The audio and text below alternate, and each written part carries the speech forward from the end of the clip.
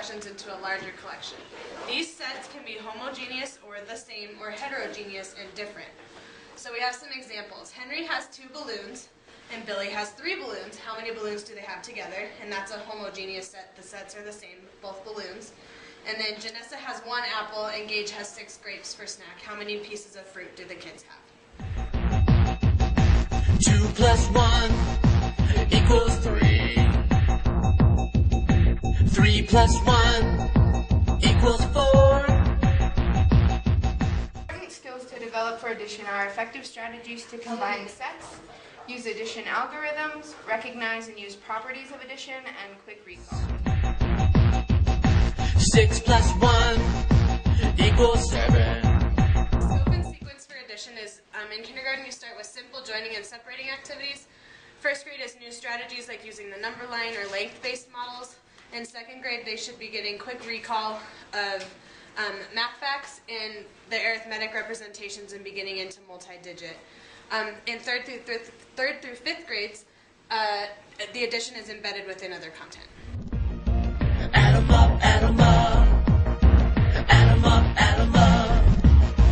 Add 'em up, add 'em up. Pedagogy for teaching addition, use collaborative small groups for problem solving, give them opportunities to communicate their thinking, provide some direct instruction to clarify misconceptions and different concepts, and provide them with multiple ways of representing the same concept, and most importantly, use lots of manipulatives.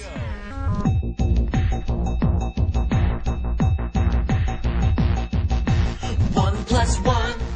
In order to engage students in the content of addition, it is important to use a variety of manipulatives such as candy, animals, trucks, or anything that appeals to their interest. This is also important because it provides the addition in multiple settings and multiple concepts so that students will be able to carry their knowledge to other settings. It's important that addition be hands-on and that the kids have something that they can physically manipulate, and it's important to give students a purpose and relate the content to their real world. Plus 1 equals 7.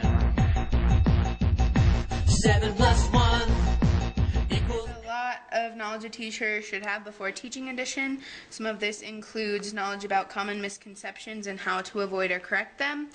A teacher should know that addition is a building block for future operations.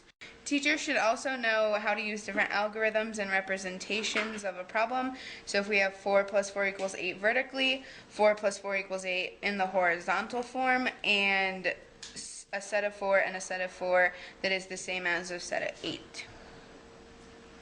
The teacher also needs to know that the students need to have a strong hold on place value before they can understand how to do multi-digit problems.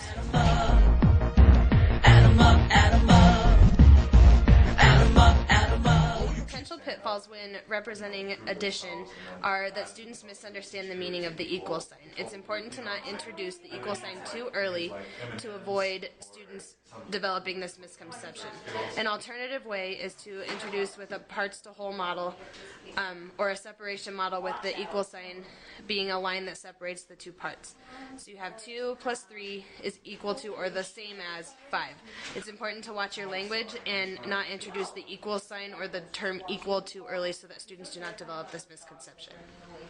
Another common misconception that occurs with addition is where to put the numbers in a vertical representation. A way to try to combat this is to make sure that students have a strong understanding of place value prior to introducing this representation, as well as introducing it with manipulatives and images so that kids become familiar with the top plus middle equals bottom. 9 plus 1 equals 10. Using the parts to whole model shows the students the whole versus each part. So in this part you have 4, in this part you have 3, and as a whole you have 7. So after introducing that, and once your students have a solid grasp on the parts to whole concept, you can introduce the algorithm that 4 plus 3 equals 7. To teach beginning addition is to use the number line or the counting on procedure. Using this process, you have the students find the first number in the arithmetic representation on their number line. So for us it's 2, so we go 0, 1, 2, and then they're going to count on 5 spaces on the number line and see where their answer ends up. 1, 2, 3, 4, 5. 2 plus 5 is the same as 7. For teaching addition is to introduce students to the vertical model with pictures or manipulatives. It's important for them to see that we can use manipulatives vertically and horizontally because they will eventually have to use algorithms vertically and horizontally. So here we have 4 plus 5 equals 9.